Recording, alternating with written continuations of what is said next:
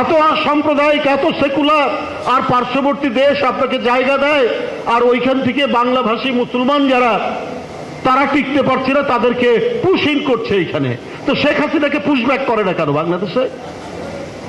সেই দেশের লোকরা, তার এতগুলো লোক যখন পালিয়ে গেলেন, তারাও তো বাংলাভাষী মুসলমান অধিকাংশই, পঙ্কজ দেবনাথ ছাড়া বা এরকম দুই একজন ছাড়া, তাই না? সবই তো বাঙালি মুসলমান, বাংলা কথা বলে বাংলাদেশে দিয়ে, তাদেরকে তো দেন না। শেখ হাসিনা ভালোবাসেন তার বোন, তার ছেলে, তার মেয়ে, তার নাতি নাতনি ছাড়া আর কাউকে ভালোবাসতেন না। এই কারণে তার গোপালগঞ্জে বাড়ি, তার ঢাকা শহরে সুধা ভবন, সব থাকার পরও নির্লজ্জের মতো পূর্বাচলের 60 কাঠা জায়গা নিয়েছেন জয়ের নামে, পুতুলের নামে, নাতনির নামে, তার ভাগ্নের নামে, সবকিছু তাদের নামে। তাই বন্ধুরা আমার, ও নিজেকে ছাড়া আর কাউকে ভালোবাসত না।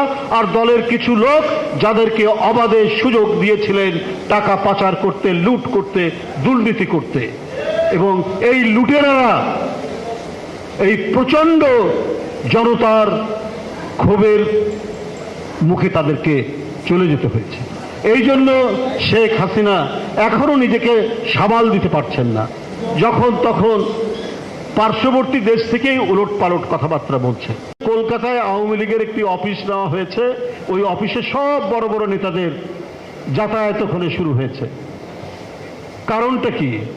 দেশে আর জায়গা হলো না, সবাই বলে এখানে জঙ্গি, সব খারাপ লোক। তা আজকে কলকাতায় আওয়ামী লীগের অফিস আপনারা খুললেন কেন? এটা তো আজকে সকলের প্রশ্ন।